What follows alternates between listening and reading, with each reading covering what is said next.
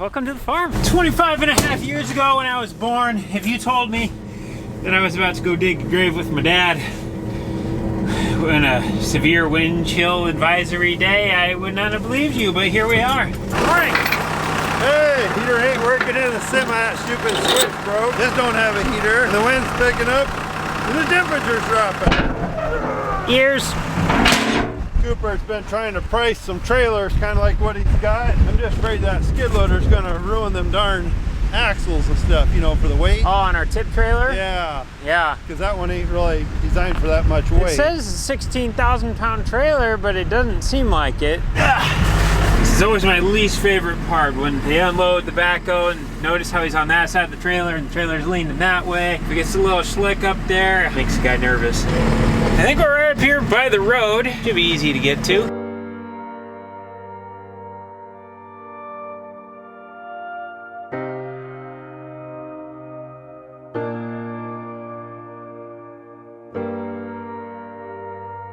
There's about 6 inches of soft frost. That's definitely getting harder. That's all frozen chunk right there. There's actually some pretty good moisture content still inside this. Make a nice ball out of it. This is almost ready to plant into.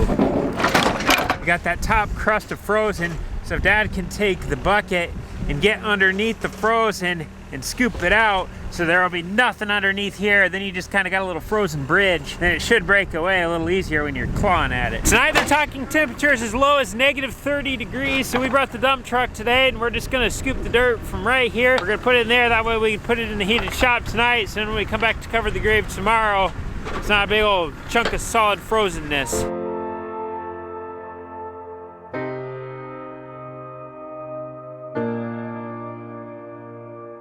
We take about 3/4 of the dirt from the grave and we'll put that in the dump truck, but now we're just on the last little bit, so we're just gonna take this right back to the dirt pile. Those are some big drifts, and I wish I was in a snowmobile right now.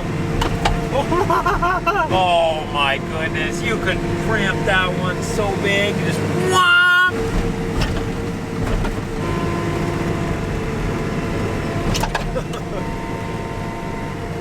Oh.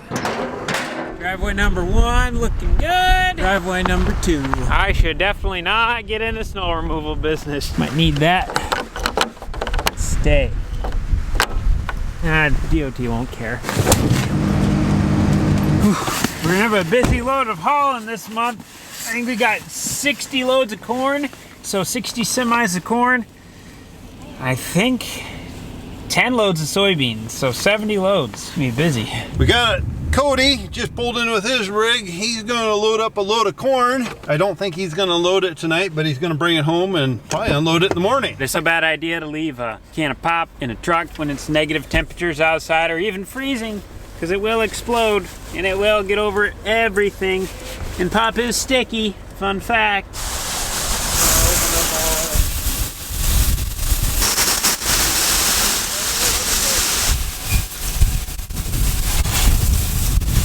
We got another one. There's a sensor just under the platform on the overhead bin that once it gets hit with corn, it tells all the other motors and sequence coming out of the bin that, hey, you need to shut down, so that way everything will run empty and then we don't overfill the top of the bin. Well, the other day, I don't know what happened, but that sensor did not work. Bin filled full, everything plugged up. Kind of not really very fun. So after filling Cody, Dad just let that fill back up to make sure that was actually working again once I got everything unplugged, because they didn't find anything wrong with it once they got stuff unplugged, so we don't know what happened. But anyway, it's like 4 o'clock. I haven't eaten anything yet today. I'm getting hungry. We're gonna let Dad finish filming this semi. We just got a phone call. We got some good news. A project we've been waiting on for a couple of years now to get done. Uncle Erland's farm is getting cleaned up. It's gonna be nice, because then we can get Ron, the bulldozer man, out here. It'll be nice to be able to farm through here. How's Pete been? Pretty good. How you doing? I can't Well, complain. yard looks good up there, boy. Thank you. It does. Real nice. Yeah, we just thought we'd swing down quick. Yeah, you're already getting a lot chopped up. Took a while to get that John Deere out the ground.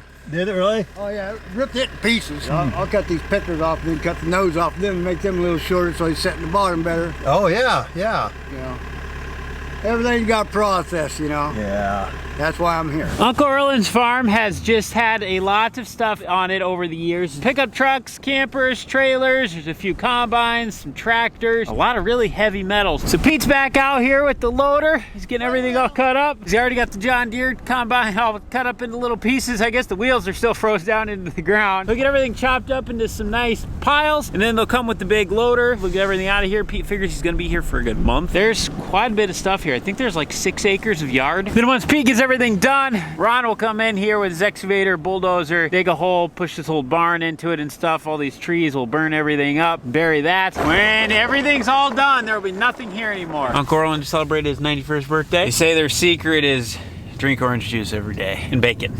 Lots of bacon. When our old bin site used to be right over here, we had lights that were on the legs, so this area kind of was able to illuminate a little bit, but right now there's absolutely nothing. So at night it is pitch black as can be. So today we're going to be installing a light dead center on the front of this building, and then we're going to go on the side of the building. We're going to install one dead center on the side that'll illuminate literally everything over here, and then we're going to be doing the same thing around the corner of the building. That way we can see the cooling bin, the 32,000 bushel bin, and Cooper's hay shed. So this whole area will be lit up as well. Now, by no means are Dad and I electricians, but we have YouTube and we have trial and error and a no quit attitude. We have 3 of these lights from Northwest Lighting Systems. You want to hold that bad guy up? Oh, these little guys are heavy. They're solid. Oh geez, so one dead center that wall, one up front, and one like right there? Now, is this the same as the one I got in front of our big shop down at the other farm? The ones we have down at your house are 300 watters. These ones are 210, these are a little smaller. We got these lights through Northwest Lighting Systems. They've been doing all of our lighting on our main heated shop and the bin site. We've been really happy with them. The one question I had, there's a wire here. Yeah, that one's the power wire. Yeah. And then there's this other wire with these little plugs on the end. They said you can dim it with your phone and stuff, so you don't even have to go out in the building. You can just dim them or brighten them. But I thought that was pretty cool. And I think this thing is the light transmitter on it, so then you can just leave it on all the time at the power, and then when it gets dark, the light will automatically turn on, and in the morning when it gets light, it automatically shut off. But then if you shut off the master power, then you can turn them off and on. There's quite a heavy duty mounting bracket, and then this is the part itself that will connect to the building. There's a 2x6 on the backside of this foam, so this will be pointed the other way. We need to get that mounted to a nice solid anchor point, and then the light will go on that, but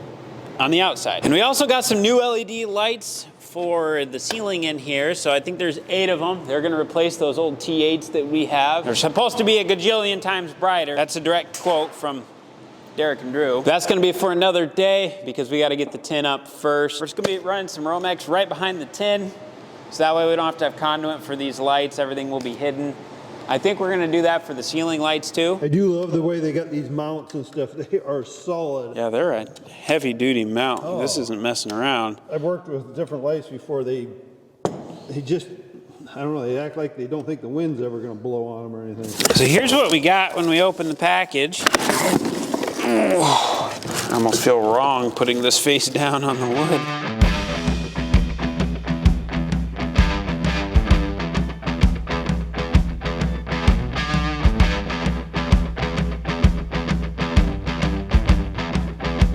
Uno, dos, tres. We got everything all hooked up. Pretty simple. You just literally put those 4 bolts in on the bracket, 2 on that side, 2 on that side, run the wires through everything, and then you can adjust the angle of this by loosening that bolt there, but we won't know the angle until we actually get everything hung up, turn the lights on at night, then we'll know if we need to tip them up or down a little bit more. This is the part that actually attaches to the building.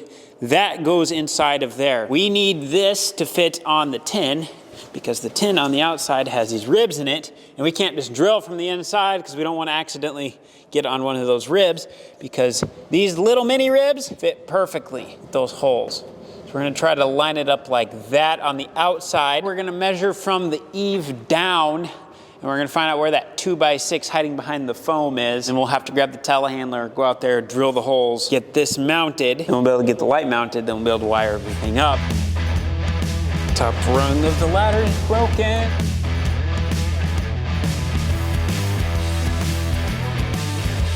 This pole is dead center on the building, so ideally I would like this to be right on the other side of that pole, but here's the problem. I will not be able to get my wire through that, and I don't know if there is a tall rib dead center on that pole, kind of like that. That's not what I want, because I want it to be right on those little tiny ribs. From this pole to the edge of the building is 40 feet. So I'm gonna go outside and I'm gonna measure from the edge of the building over, and I'm gonna go 38 feet.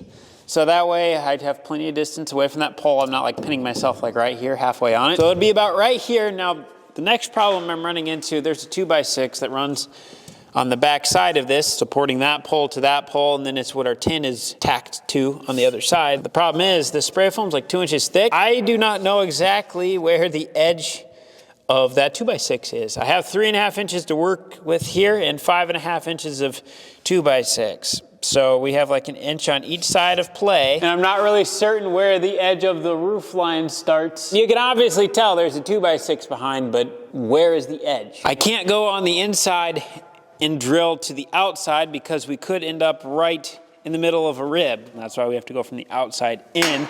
Just the problem going from the outside in is we don't know where the 2x6 is exactly. 1, 2, 3, 15, 16, 22, 23. Okay, so that is the 36-foot rib right there. Well, I'm silly. I know what we can do. We would have put a string line across this when we put in all of our screws. So these screws are dead center on that 2x6. So we'll just go up to that top one. Why is there not a screw right there? This row. Right under the eave, no screw. Probably won't go the top one, I'll probably go one down. Solely for the fact that the top of the light will not be just peeking over the eave, because then if a chunk of snow or ice comes sliding down onto it, it's gonna whack it. It also makes it more susceptible to wind.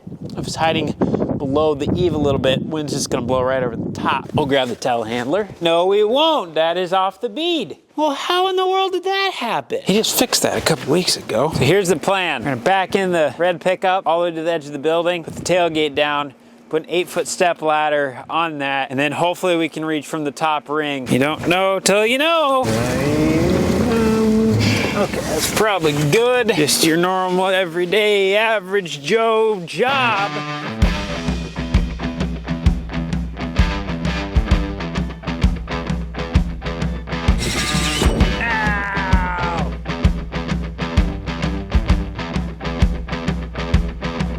We need the telehandler to get up to that one. Sounds like the tire guy can't make it out today. He's got stuff going on, so he's gonna come tomorrow. We can get this side on. And that sun's going down quick, and we just loaded Ronnie with another load of soybean. I take that back, he actually loaded himself.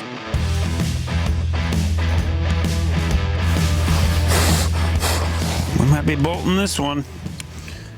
No wood right there. That's what it is. I'm just hitting foam. So this is the solution. This is the center hole that the electricity is gonna go through. And those are the two that we missed. You can see the top of the 2x6 right there. So we're just gonna take the 2x4, we're gonna put it in there, and I'm gonna put 2 screws on each side straight down into the top of that 2x6. And then when we screw the legs, it'll go right into this through those holes, and then that'll hold the top. That'll work. Well, there she is. That's what she's gonna look like. All strapped in. We got her bolted in. We decided to use some lag screws. Now we just need to wait till the sun goes down, then we can fire it up. Then we'll know the angle that it needs to be at. And I did get the little photoreceptor on. It's right there on the back side. So that's all ready. We can just leave the juice on. Once it gets dark, automatic come on. Once it gets light, automatic shut off. Then we can always override it from the main switch if we want to. That is how my bathroom is wired right now. Moment of truth. Hey, we got light. Look at that. I think that one could maybe be tipped up a hair. See how much it's hitting the side of the building? I'm happy with how that turned out. It even lights up down there where that semi's at. This is the view from the bottom of the driveway. That's one light. That is incredible. Well, then once we get the one up there pointed towards the house, like the whole house will be lit up. And then once the one on the other side, that whole white machine shit over there should be lit up right now. It's gonna be a city. I said I wanna wear sunglasses when I pull in the driveway. I'm gonna walk over and turn the bend lights on. I got one on each bend right now. That's one light.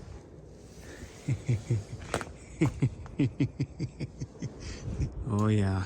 We've never had lights over here. It's always been completely dark, other than when you turn pickup on and shine lights where you wanna look. So it's kind of unbelievable. That's a good start.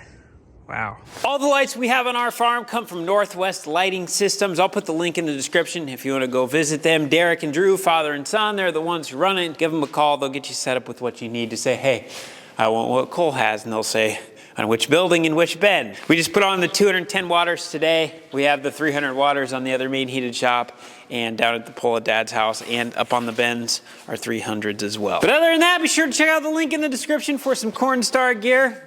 Otherwise, that's all I got. Thanks for watching. We'll see you in the next one.